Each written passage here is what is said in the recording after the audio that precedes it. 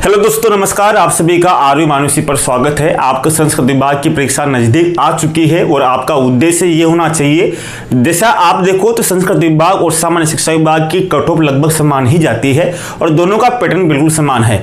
तो हमें इस बार एक कोशिश करनी है कि इस बार आपके जो 100 क्वेश्चन आपकी जीके से आएंगे, 100 क्वेश्चन में से इस बार हमारा लक्ष्य रहेगा नंबर प्लस से अधिक क्वेश्चन सही करना। देखो, हमारे हाथ में वो चीजें तो हम कर सकते हैं, बाकी परिणाम बताएगा कितने सही होते हैं। यानी कोशिश तो कर ही सकते हैं कि जो 100 क्वेश्चन आएंगे, 100 में से हमारा उद्देश्य रहेगा कि 90 प्लस से हमारे क्वेश्चन सही हो। अब आपके 80 प्लस हो, क्योंकि 80 85 प्लस तो हम कर ही सकते हैं, आराम से हो भी सकते हैं अगर आप मेहनत करोगे, 90 प्लस की सोचोगे तो हमने आपसे बात की थी कला और संस्कृति की। कला संस्कृति से आपके 8 क्वेश्चन आते हैं, यानी 16 अंकों का मामला होता है। अगर राजस्थान जीके में बात करें तो आपकी कला संस्कृति सबसे ज्यादा विस्तार लिए हुए टॉपिक है, इसका सर्वाधिक मैटर मिलता है। लेकिन मैंने आपको पिछले 5-6 वीडियो में बताया था कि आपको पढ़ना किस तरह से, क्या क्या पढ़ना है, किस तरह से आपको याद करना है, उसके माध्यम से अब आप समझ गए होंगे। क्वेश्चन वहां से ही आपके छपेंगे, वहां से ही हर बार क्वेश्चन आते हैं, पहले भी आए हैं और आगे भी आते रहेंगे। इस बात को आप ध्यान देना। और इस बार हम लास्ट टॉपिक की बात करेंगे, भाषा और साहित्य की। आपको क्वेश्चन देखना है कि किस तरह से आपको याद करने हैं। देखो, मैं यहां पर आपको बताता हूं क्वेश्चन किस तरह से पूछे गए हैं आपके। अगर क्वेश्चनों की पूछूं तो देखो, यहाँ पर आपके भाषा और साहित्य के यहाँ पर क्वेश्चन है, ये आपके 2022 का, यानी आपके 2022 का जो फर्स्ट शिफ्ट में संस्कृत विभाग में, आपको मैंने पहले बताया था संस्कृत विभाग में हर बार आपके जीके का पेपर 2 शिफ्ट में होता है, एक शिफ्ट और 20 शिफ्ट में। तो दोनों में ही सेम यानी कि 100 क्वेश्चन आते हैं। तो ये फर्स्ट शिफ्ट में संस्कृत विभाग में से इससे भाषा साहित्य से आपके कोई भी क्वेश्चन नहीं आया था 2022 में।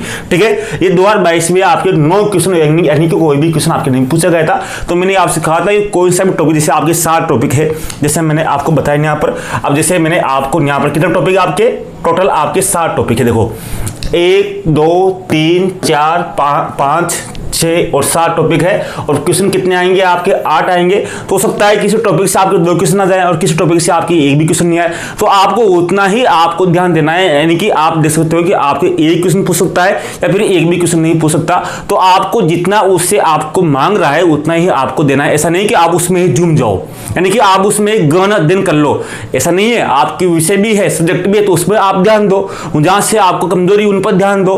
तो आपको इनमें नहीं जुड़ना, आपको क्वेश्चन सिंपल आएंगे, आपको देखना ना, आपको यहाँ बता रहा हूं मैं आपको। तो देखो यहाँ पर अब क्वेश्चन कौन कौन से पूछे गए, इन पर आपको यहाँ पर ध्यान देना है। तो देखो, यहाँ से कोई भी क्वेश्चन नहीं पूछा गया और सेकंड शिफ्ट से कौन सा क्वेश्चन आया था, आप देखो यहाँ पर कौन सा युग्म सुमेलित है। तो आपके यहाँ पूछा गया था कौन सा युग्म सुमेलित है। तो विरद थारी, यानी कि करपराम खिड़िया, राजा छोटा, उदिराम उज्जवल, बोल बारमली, सत्यप्रकाश जोशी और केसर विलास ये यादव शर्मा। तो ये आपको सुमेलित करना था, ये वाला। इसके बाद में दूसरा क्वेश्चन था, देखो इसमें 2 क्वेश्चन आ गए। पहले शिफ्ट में एक क्वेश्चन नहीं आया था, एक भी क्वेश्चन नहीं आया था। कोविलमाला कथा संग्रह में कितनी देशी भाषाओं का नाम का उल्लेख है। तो कोविलमाला जो ग्रंथ है उसमें कितनी देशी भाषाओं का उल्लेख है, इसमें 18 भाषाओं का उल्लेख है। बात करेंगे विस्तार से इन सभी के बारे में। इसके बाद में अब आपके 2018 की जो फर्स्ट शिफ्ट थी उसमें से कौन कौन से क्वेश्चन इस टॉपिक से पूछे गए। जैसे मारवाड़ म्यूरल्स के लेखक कौन है, तो रामावतार अग्रवाल, इसके बारे में मैंने आपको पहले बताया था।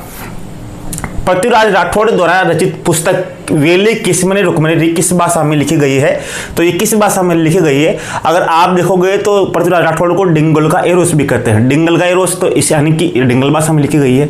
जब इनको डिंगल का एरोस कहते हैं तो डिंगल भाषा में लिखी जाएगी। इस बात पर आप लोग बहुत ध्यान देना, तो ये मैं आपको बता रहा हूँ। ठीक है, और लास्ट क्वेश्चन था आपके फर्स्ट शिफ्ट में पूछा गया था एक क्वेश्चन, बुद्धि विलास ग्रंथ के लेखक कौन है। तो भक्त राम शाह। कौन थे? बुद्धि विलास ग्रंथ के कौन लेखक कौन थे? तो भक्त राम शाह। तो एक बात तो आपको समझ में आ गई, आपके अधिकांश जो क्वेश्चन आ रहे हैं वो आपके लेखक और किताबों के आ रहे हैं। आपको किताबें और लेखक आपको याद करने हैं। ये आपके संस्कृत विभाग में पूछे गए क्वेश्चन है। अब मैं आपके सामान्य शिक्षा विभाग, यानी संस्कृत जो वरिष्ठ अध्यापक की जो सामान्य शिक्षा विभाग की जो भर्ती होती है 2013 से लेकर 2022 तक, तो आपको कौन कौन से क्वेश्चन पूछे गए उन्हें बता रहा हूँ 2013 से लेकर 2022 तक। तो देखो, पृथ्वीराज राठौड़ द्वारा रचित वेली किस्म रुक्मिणी किस भाषा में लिखी गई है। ये क्वेश्चन यहाँ पे रिपीट हो गया, कौन सी भाषा में? डिंगल में। बुद्धि विलास ग्रंथ के लेखक कौन है? भक्त राम शाह, सही है। नाटक ललित विग्रहराज की रचना किसने की? सोमेंद्र सिंह द्वारा। कौन सुमेलित है? जैसे पुस्तक आपको सुमेलित है, जैसे हमीरठ की रचना किसने की? चंद्रशेखर ने की। हमीर महावत काव्य की रचना किसने की? नयन चंद्र सूर्य ने की। कानड़े प्रबंध की रचना किसने की? पद्मनाभ ने की। पृथ्वीराज विजय की किसने की? जय नायक ने की। अब आपकी यहाँ पर सुमेलित वाला पूछा गया, तो कभी कभी आपके यहाँ से आपके सीधा वहां भी आ सकता है। देखो यहाँ पर मैं आपको एक चीज बता रहा हूँ, जैसे आपके पृथ्वीराज विजय है और यहाँ पर जय नायक, यानी कि पृथ्वीराज विजय की किसने लिखी, तो जय नायक ने लिखी। आप कभी कभी आपके ये भी आ सकता है कि पृथ्वीराज रासो, जैसे आपके पृथ्वीराज रासो, आपके पृथ्वीराज रासो आ गया यहाँ पर। अब रासो आने के बाद में अब यहाँ आ गया आपके पृथ्वीराज विजय, पृथ्वीराज विजय। तो अब आप क्या करोगे, तो आपको यहाँ पर कंफ्यूज नहीं होना, तो आपको यहाँ देखना है तो पृथ्वीराज रासो और पृथ्वीराज विजय में, अब जैसे विजय में पीछे क्या है, जय, जैसे क्या बन रहा है आपके जय नायक, क्या बन रहा है आपके जय नायक, यानी कि जय नायक ने इसकी रचना की थी, किसके, पृथ्वीराज विजय ने जय नायक की रचना की थी। ठीक है, ये चीज आपको यहाँ पर ध्यान देनी है। इसी तरह से कानडे प्रबंध में आप देखो, प्रबंध में देखोगे आप कानडे, मैंने लिख दिया यहाँ पर कानडे प्रबंध लिख दिया मैंने यहाँ पर। अब प्रबंध लिखने के बाद में आप देखोगे यहाँ प्रबंध में प है, तो प से क्या लिखोगे आप, पद्मनाभ, क्या लिखोगे आप, पद्मनाभ, यानी कि इसकी रचना किसने की, पद्मनाभ ने कानडे प्रबंध की रचना की। बहुत सी बार एक क्वेश्चन भी आपके आ जाते हैं, यानी कि यही क्वेश्चन आपके सिंगल में सम्मिलित वाले अगली बार आपके क्वेश्चन बन जाएंगे, ये आप यहाँ पर देखना। ठीक है, अगला विजयदान देता का संबंध किससे है, तो लोक साहित्य से इनका संबंध है। इसी तरह डोला मालो, कहानी में डोला की विवाह के समय उम्र कितनी थी, तो 3 वर्ष थी। इसी तरह से कानडे प्रबंध की रचयिता कौन है, तो पद्मनाभ। देखो आगे ना आपका, देखो यहाँ पर एक क्वेश्चन था इस सम्मिलित वाला, अब यही क्वेश्चन आपके यहाँ से कानडे प्रबंध वाला आपके यहाँ ले लिया, ये वाला अगले एग्जाम में 2022 में, ये लेटेस्ट एग्जाम में आपको 2022 में पूछा गया था, और ये वाला आपके 2016 वाला क्वेश्चन था। तो इसी तरह से आपके कानडे प्रबंध का आया, तो अगली बार आपके पृथ्वीराज राठौड़ का जाएगा, अगली बार आपके हमीर महाकाव्य का जाएगा, या दूसरा आ जाएगा। तो क्वेश्चन वहां से ही आते हैं, इस बात को आपको समझना होगा। इसी तरह देखो आप यहाँ पर श्रुतसौ लेखक कौन है, तो इसके सोमेश्वर है। इसी तरह मानचरित्र रासो की रचयिता कौन है, तो कवि नरोत्तम है। इसी तरह नेमिनाथ बारहमासा की रचयिता कौन है, तो पल्लन इसके रचयिता है। तो ये क्वेश्चन आपके पूछे गए थे, लेखक कौन थे, रचयिता कौन थे, तो इनके बारे में देखेंगे। हम पहले देखेंगे पृथ्वीराज राठौड़ के बारे में, जो क्वेश्चन आपके हमेशा पूछे जाते हैं, यानी कि जो आपके अधिकांशतः मैच हो रहे हैं उनके बारे में देखेंगे। तो मैंने आपको दिखाऊंगा, उनको आपको यहाँ पर ध्यान से देखना है और आपको समझना है, ताकि आप एक बार समझ जाओगे तो आपको बार बार में याद करने की आवश्यकता नहीं रहेगी। ठीक है, देखो यहाँ पर पहले बात करता हूं मैं पृथ्वीराज राठौड़ की। तो पृथ्वीराज राठौड़ कौन था, यानी कि पृथ्वीराज राठौड़ जिनकी जो कौन किस भाषा में उनकी रचना लिखी गई, किसने पूछा गया था कि पृथ्वीराज राठौड़ ने अपनी भाषा किस भाषा में रचनाओं में किस भाषा से लेकर प्रयोग किया था, तो डिंगल का प्रयोग किया था। तो पृथ्वीराज राठौड़ कौन था, ये बात आपको यहाँ पर ध्यान देनी है, क्योंकि अगली बार आपकी क्वेश्चन ये आएगा पृथ्वीराज राठौड़ का, तो उनके बारे में आपको थोड़ा बहुत जानना होगा। नंबर 1 आपने नाम सुना होगा, बीकानेर में जो शासक था कल्याणमल का जो बेटा हुआ रावजेत सिंह, आपने अकबर के नाम सुना होगा, तो कल्याणमल के समय उनके बेटा हुआ रावजेत सिंह के 2 बेटे थे, एक था राय सिंह, एक था पृथ्वीराज राठौड़। तो राय सिंह तो बड़ा पुत्र था, तो बाद में ये बीकानेर का शासक बन गया, और पृथ्वीराज राठौड़ को अकबर ने, आपको पता होगा अकबर ने इसको गागरोन की जागीर भी दी थी। किसको, पृथ्वीराज राठौड़ को गागरोन की जागीर भी दी थी।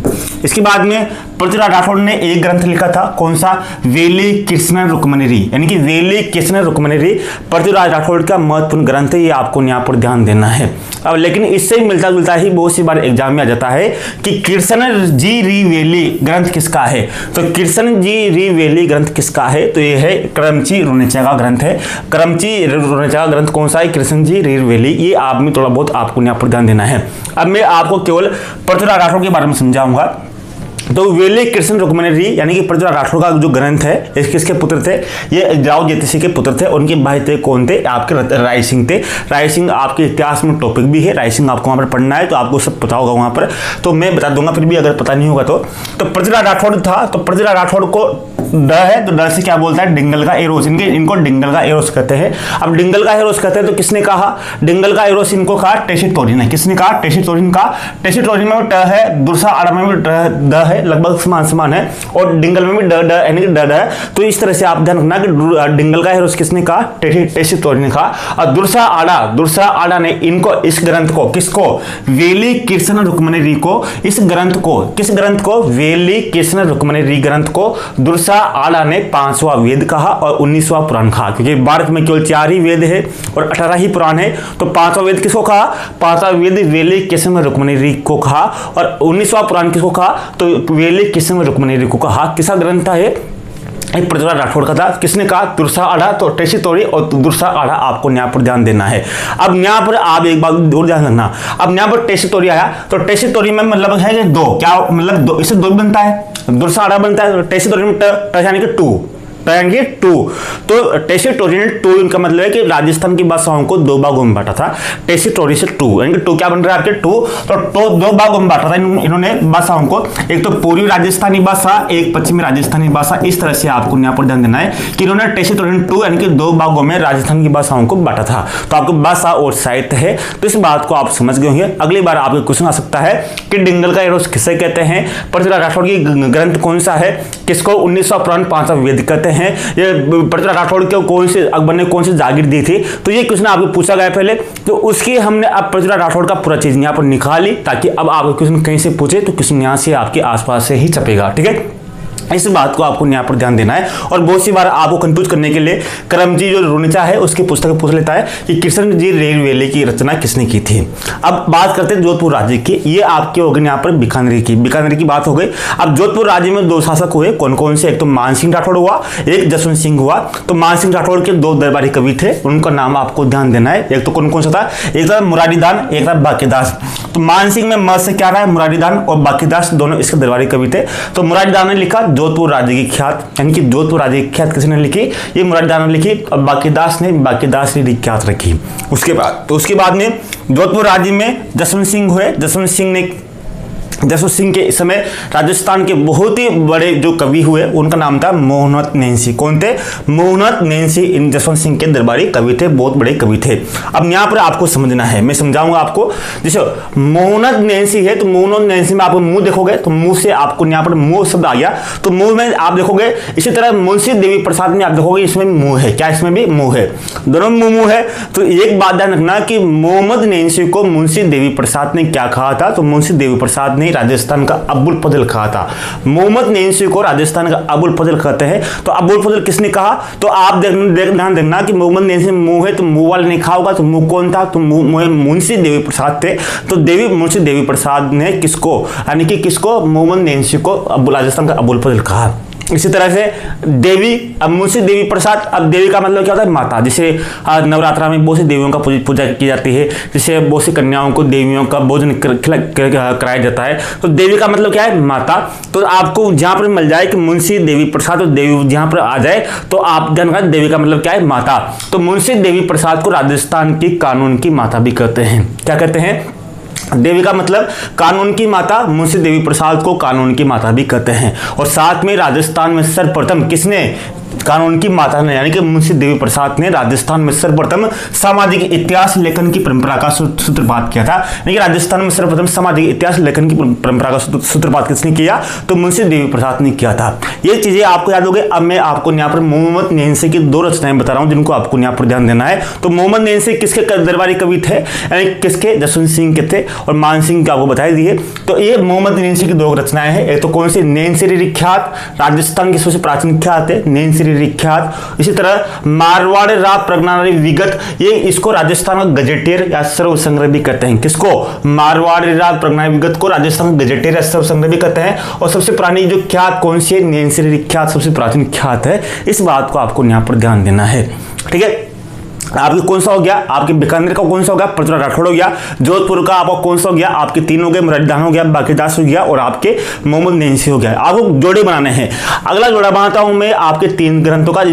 3 जैन ग्रंथ है, ये आपकी बार में आते हैं। जैसे आपके पहले आया था कि कोयलेमाला में आपकी कितनी देशी भाषाओं का उल्लेख था, जिसे मैं आपको यहाँ बताऊं। देखो यहाँ पर एक क्वेश्चन देखो आपका आएगा भी, देखो ये कोयलमाला कथा संग्रह में कितनी देशी भाषाओं का नाम उल्लेख है, तो ये 18 है। तो आपको इन तीनों को ही याद करना है, यानी कि एक भी चीज अपन को नहीं छोड़नी, पूरी चीजें आपको याद करनी है। आपको सब चीजों को आपको जानकारी होना आवश्यक है। तो मैं यहाँ बता रहा हूँ आपको, देखो अब मैं लिखूं यहाँ पर कुल का उद्धार। क्या लिखूं, कुल का उद्धार। यानी कि अगर आपको कुल का उद्धार करना है तो क्या करोगे, जैसे बहुत सी बार क्वेश्चन आता है कि कुल का उद्धार कीजिए, भाई आपको कुल का उद्धार करना होगा। कुल का मतलब वंश, तो कुल का उद्धार, तो कुल से क्या बना आपके, कुल से क्या बना आपके, कुल से बना आपके कोयलमाला। उद्धार से क्या बना आपके उद्बोधन सूरी, उद्बोधन सूरी। तो अब आप एक बात समझ गए कि कोयलमाला की रचना किसने की, कुल से क्या हो गया आपको कोयलमाला, उद्धार से क्या हो गया आपको उद्बोधन सूरी। तो उद्बोधन सूरी ने कोयलमाला ग्रंथ की रचना की थी। इसमें कितनी भाषाओं का उल्लेख है, तो इसमें 18 भाषाओं का उल्लेख है। तो अगली बार आपको पूछेगा कि कोयलमाला किसने लिखी, तो आपकी किसने लिखी, आपके उद्बोधन सूरी ने लिखी।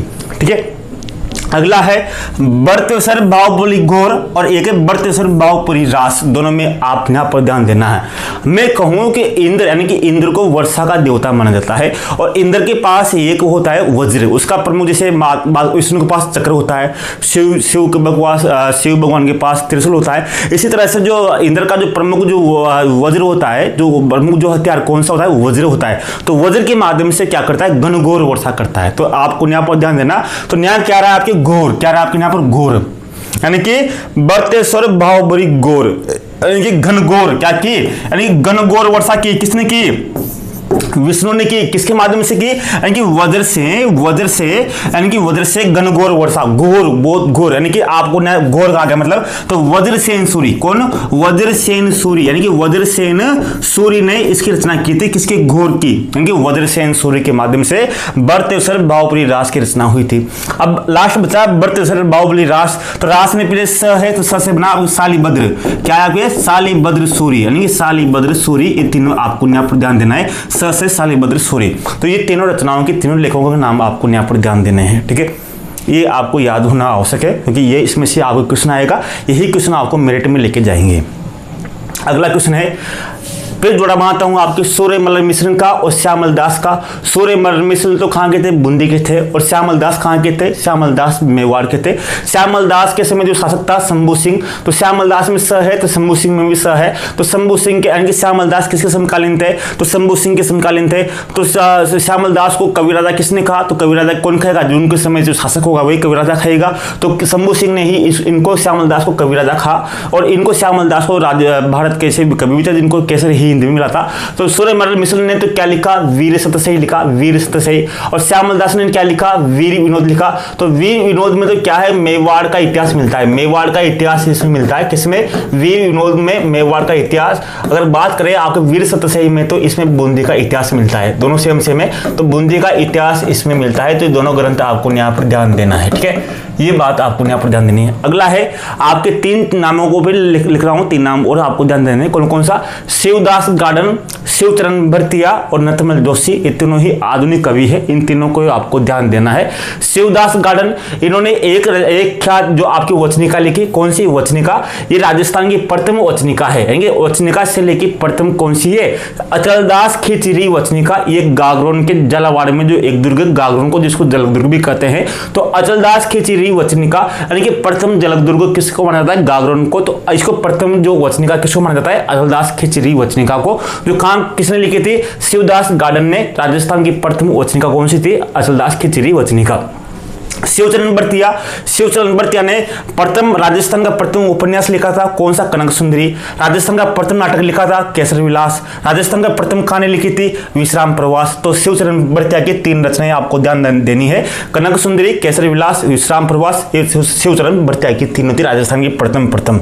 इसी तरह से नथमल जोशी की जो आभा पेटकी है, आभा पेटकी यानी कि आभा पेटी भी बोल सकते हैं, आभा पेटकी बोल सकते हैं। तो स्वतंत्रता के बाद में जो का प्रथम उपन्यास कौन सा था, तो आभा पेटकी थी नथमल जोशी की। तो स्वतंत्रता के बाद में राजस्थान का प्रथम उपन्यास कौन सा था, तो आभा पेटकी थी। और दोरारी दोरी भी इसकी थी। दोरारी दोरी किसके ऊपर है, ये टेसी टोरी के ऊपर है। किसके ऊपर, टेसी टोरी के ऊपर है ये रचना। तो ये आपको तीनों नाम आपको यहाँ पर ध्यान देने हैं, ठीक है। ये चीजें जो आपको यहाँ पर बता रहा हूँ, तो ये चीजें आपको यहाँ पर ध्यान देनी है। अब अन्य कुछ जो पुस्तकें जो आपको ध्यान देनी है, जैसे कर्ण सूर्य का पुत्र था। तो आपको पता होगा जो कर्ण जो पांडव थे, पांडव से युद्ध हुआ तो सूर्य के पास एक कवच था। कवच का मतलब था जो उसका जो कवच था, उस कवच के कारण क्या था, कर्ण मर नहीं रहा था। तो बाद में जो आपको पता होगा कि जो कर्ण ने वो कवच जो दान दिया तो वो कवच किसका था, तो सूर्य का था। सूर्य कर्ण का पुत्र माना जाता है। तो कर्ण किसका पुत्र था, सूर्य का पुत्र था। तो कर्ण का मतलब क्या है, कर्णिदान। कर्ण से क्या होना, कर्णिदान। सूर्य से क्या हुआ, सूरज प्रकाश। अब आप कहते हैं कर्णिदान, आपके नाम आ जाए। कर्णिदान ने किस ग्रंथ की रचना की, तो कर्णी से कर्ण किसका पुत्र, सूरज। तो सूरज प्रकाश किसकी रचना है, तो सूरज प्रकाश कर्णिदान की। आपको ऑप्शन में दिखेगा अपना आप, तो आप अपना आप समझ जाओगे कर्णिदान सूरज प्रकाश, ठीक है। इसी तरह से उसके विरुद्ध दुस्साहस मत करो। जैसे मैं कहूँ कि उसको विरुद्ध दुस्साहस मत करो, आप अगर आप उसके विरुद्ध दुस्साहस करोगे तो बोलते नहीं बहुत सी बार कि उसके विरुद्ध दुस्साहस मत करो। तो विरुद्ध विरुद्ध विरुद्ध दुस्साहस, विरुद्ध का मतलब क्या है? विरुद्ध से विरुद्ध सतहरी, और दुस्साहस का मतलब दुर्साहसी, दुर्साहसी यानी कि विरुद्ध, जो विरुद्ध सतहरी की रचना किसने की? दुर्साहसी ने की। किसने की? दुस्साहस से दुर्साहसी ने विरुद्ध सतहरी की रचना की। इसी तरह से सीता राम की लालसा में व्याकुल थी। जब सीता कहाँ थी? वो जो रावण लेकर गया था, तो वहां पर सीता क्या थी? राम की लालसा में व्याकुल थी। तो सीता राम की लालसा में व्याकुल थी। तो सीता राम की लालसा में, तो सीताराम लालच ने किसके लिए रचना की? व्याकुल से व्याकरण, व्याकुल से व्याकरण, राजस्थानी व्याकरण की रचना किसने की? सीताराम लालच ने की।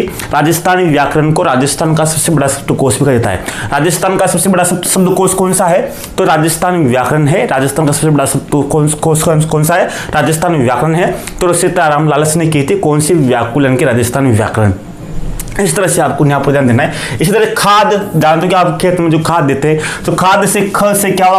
खुमान रासो, द से क्या हुआ? दलपति विजय, दलपति विजय यानी कि खाद देने से दाल अच्छी हुई। दल से खाद देने से क्या हुई? दाल अच्छी हुई, दलपति विजय। तो द से भी आप दलपति विजय बना सकते हो। और क से खुमान रासो की रचना किसने की?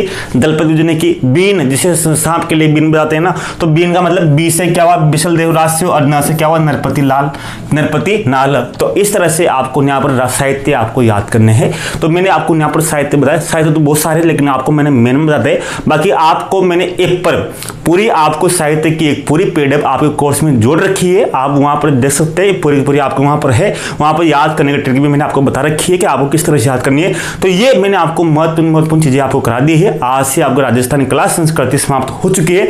अब हमें लग रहा है कि यूट्यूब पर अब SST की कक्षाएं चालू करेंगे, क्योंकि SST की कक्षाओं की बहुत सी मांग है। तो थोड़े दिनों के लिए आपके जीके की जो कक्षाएं हैं वो बंद रहेगी।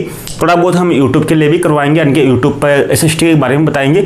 तो हमने आपको यहाँ पर क्लास संस्कृति के बारे में विस्तार से बताया है, और बाकी जो भी छूटा हुआ है वो सब आपको आर्य मानुषी स्टडी ऐप पर आपको वहाँ पर कोर्स में सब कुछ आपको अपन मिल जाएगा। आपको कुछ भी किसी भी प्रकार की कोई कमी नहीं आएगी। तो आप वहाँ जाकर आप ज्वाइन कर सकते हैं। आपको बहुत ही अच्छा वहाँ पर लगेगा। और आपको इस बार आपको संस्कृत विभाग में आपको किसी भी हालत में आपको बहुत अच्छी तैयारी करनी है। सिलेक्शन होगा या नहीं होगा ये आप ऊपर छोड़िए, लेकिन आपके हाथ में कि आप इस बार बहुत अच्छी तैयारी करोगे। आपका 100% दोगे। 100% देने के बाद में फिर सिलेक्शन हो या मत हो ये सब ऊपर वाले के हाथ में, लेकिन आपकी तरफ से कोई कमजोरी नहीं रहना चाहिए। मिलते हैं अगले वीडियो में। धन्यवाद, नमस्कार, जय हिंद दोस्तों।